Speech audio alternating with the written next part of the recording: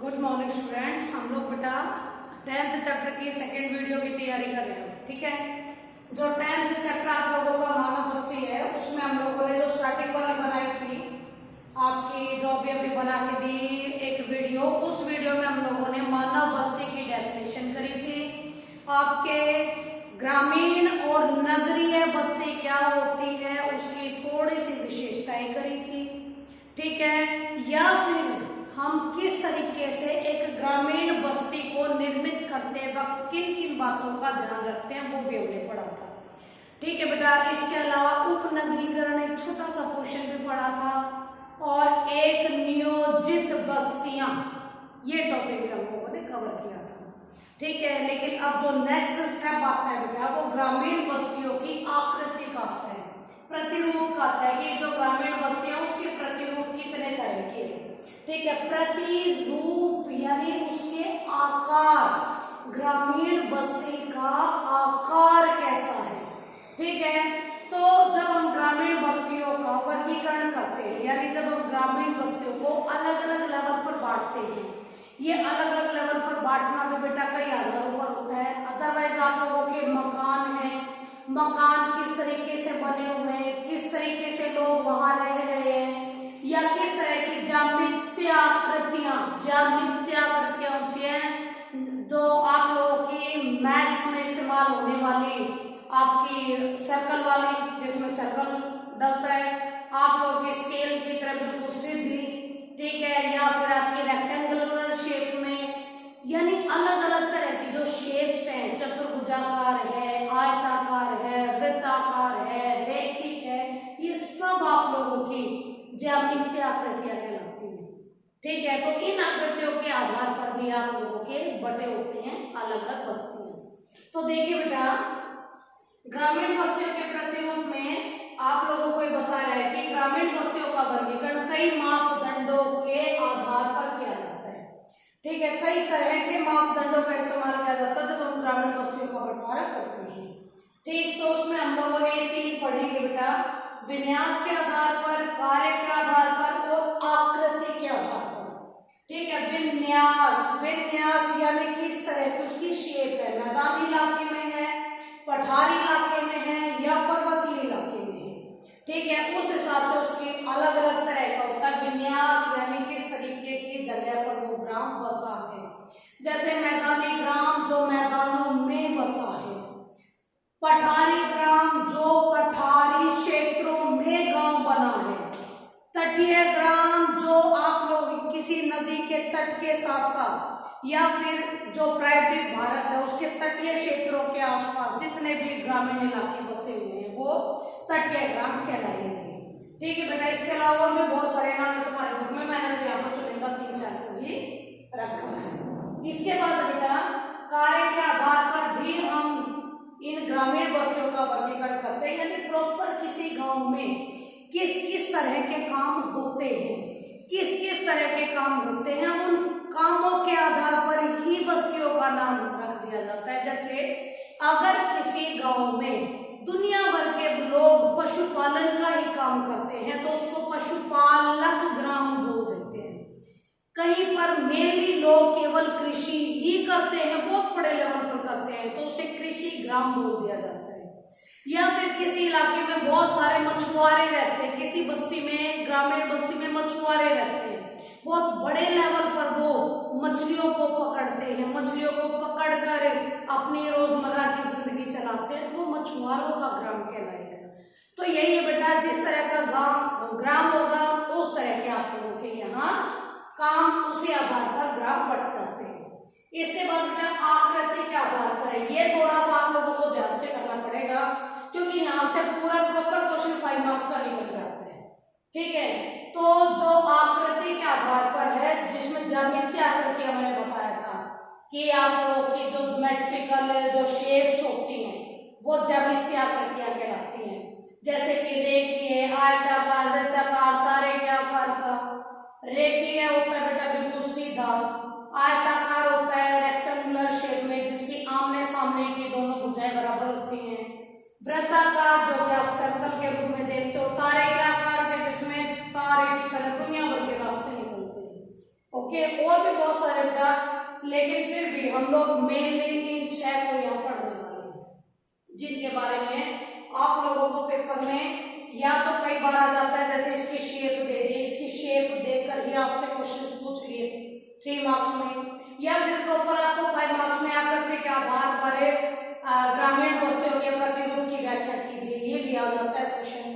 तो यहाँ पर हम लोग फिलहाल उसको 5 नंबर के अकॉर्डिंग करेंगे, 3 नंबर का उसमें से आप लोग खुद निकालने के लायक हो जाओगे।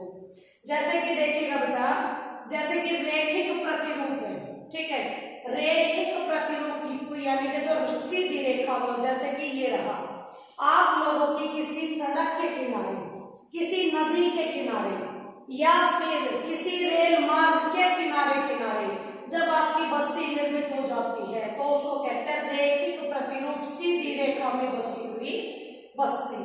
दूसरी है आयताकार प्रतिरूप, आयताकार, जिसमें देखो ये आयताकार बना हुआ है, ठीक है, जिसमें आपका एक सिंपल चौराहा यहाँ लगेगा, ठीक है, ये चौराहा आप लोगों का लग रहा है, यानी ये जाकर 4 राहें आपस में आकर मिले वो आयताकार शेप बनाते हैं, इसको चौराहा भी बोलते हैं, ठीक है, चौराहा भी बोला जाता है अगर आप लोगों को थोड़ा सा ध्यान हो तो।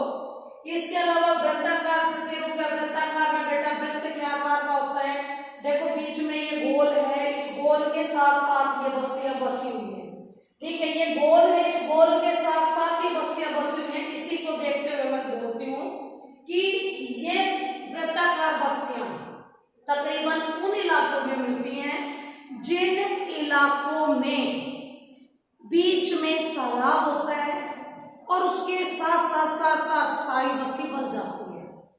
इसके अलावा कई बार बीच में जगह खाली छोड़ दी जाती है और चारों तरफ गोलाई में गांव को बसा लिया जाता है। बीच में जो खाली जगह छोड़ी है वहां पर इन ग्रामीण लोगों के पशु बांधे जाते हैं।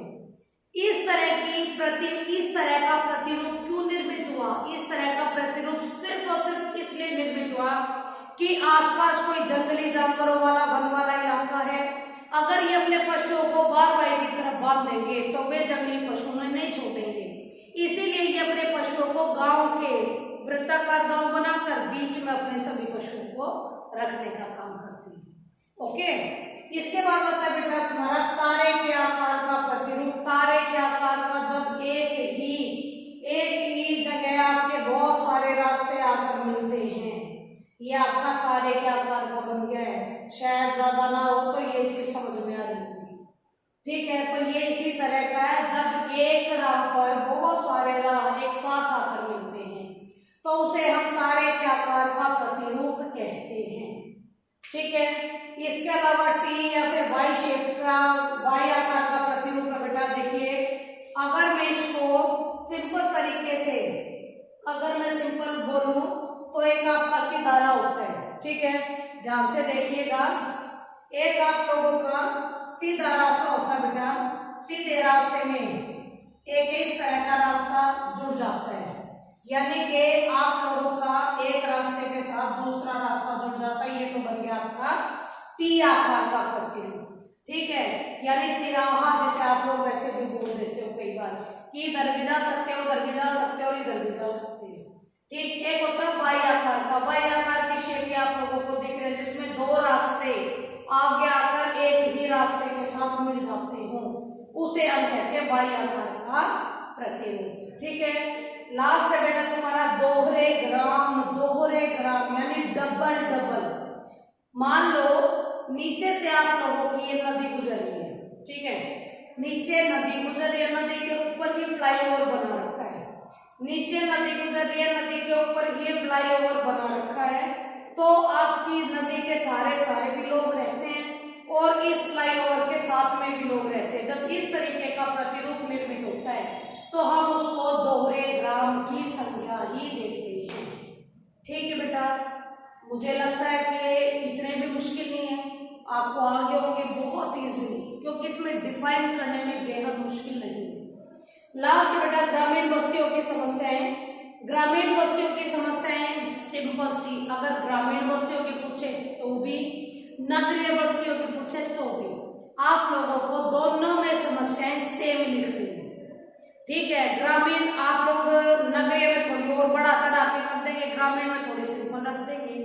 और नॉर्मली बेटा समस्याएं होती क्या है, इसको तो ना भी पढ़ो ना तो भी आप इस क्वेश्चन को अटेम्प्ट कर सकते हो, क्योंकि डायरेक्ट क्वेश्चन पूछा जाता है कि ग्रामीण बस्तियों की समस्याएं बताइए या नगरीय बस्तियों की समस्याएं बताइए। जब ये बस्तियों की समस्याएं बताने की बात आती है तो उसमें सबसे प्रमुख होता है जल की समस्या या जल निकासी की समस्या, जिसके कारण बहुत बड़े लेवल पर पानी इकट्ठा हो जाता है, उसमें मच्छर पनपते हैं, दुनिया भर की महामारियों का कारण बनते हैं। ठीक है। इसके अलावा नालियों की समस्या कि जो नालियां हैं वो प्रॉपर ढंग से नहीं बनी हुई हैं, अटी पड़ी रहती है, जिसके कारण पानी यहाँ वहां जमा होता रहता है। ठीक है। इसके अलावा बेहद बड़ी मात्रा में जगह जगह कूड़े के ढेर लगे। ठीक है। ये भी एक बहुत बड़ी समस्या बेटा ग्रामीण समस्या में। ठीक, जब कूड़े के ढेर लगते हैं या गंदा पानी इकट्ठा होता है तो उसकी सबसे बड़ा खामियाजा हमें ही भुगतना पड़ता है। हम कौन सा खामियाजा भुगतते हैं? हम खामियाजा भुगतते हैं कि बहुत सारी बीमारियां जो हमारे पीछे पड़ जाती हैं, हमारा इन्वायरमेंट, हमारा पर्यावरण खराब हो जाता है। ठीक है। असामाजिक तत्वों की अगर ज्यादा भरमार होगी, असामाजिक तत्व यानी चोरी चकारी वगैरह करने वाले लोग, ठीक है, अगर ये भी होंगे तो ये भी हमारी ग्रामीण को से नगरीय को सबकी समस्या ही है। ठीक है। जिसमें हम लोगों के बच्चे सेफ नहीं, हम सेफ नहीं, लेडीज सेफ नहीं, तो उस इलाके में क्या रहना और क्या ना रहना, ये समस्याएं आम बनती जा रही है, चाहे गांव की हो चाहे नगरों की। ठीक है बेटा। रोजगार की समस्या सबके पास है, ग्रामीण इलाकों में थोड़ी और ज्यादा बड़ी है, नगरीय इलाकों में थोड़ी सॉल्यूशन है, इसलिए वहां पर थोड़े कम है, वहां पर अलग अलग तरह के काम करने वाले लोग हैं, इसलिए हो सकता है कि वहां रोजगार थोड़ा सा ठीक ठाक हालत में रह जाए। ठीक है। इसके बाद आता है बेटा तुम्हारा ग्रामीण बस्तियों की समस्याओं में एक सर्वप्रमुख ध्वनि प्रदूषण। ठीक है। वायु प्रदूषण, हर तरीके का प्रदूषण, क्योंकि लोग जागरूक नहीं होते और लोगों को जागरूक करने के लिए बेहद जरूरी है उनका पढ़ा लिखा होना। शिक्षा की कमी है इन इलाकों में, स्वास्थ्य की कमी है इन ग्रामीण बस्तियों में, जिसके कारण वाक्य में बेहद बड़ी समस्याएं उत्पन्न हो सकती है। ठीक है बेटा। तो ये सारे के सारे आप लोगों को डिटेल देनी, पहले हेडिंग बनानी, उसके बाद उसके बारे में डिटेल देना है। इतना मैंने दे दिया है, इससे ज्यादा आपको भी पता होगा, क्योंकि मुझे पता है बहुत इंटेलिजेंट आप लोग। चलो बेटा, मेरे हिसाब से पूरा बहुत अच्छे से समझ में आ गया होगा। ठीक है। अगर नहीं आया होगा तो दोबारा से फिर वही बात कमेंट करो और पूछो बेटा। ठीक है। Thank you very much. Have a nice day बेटा।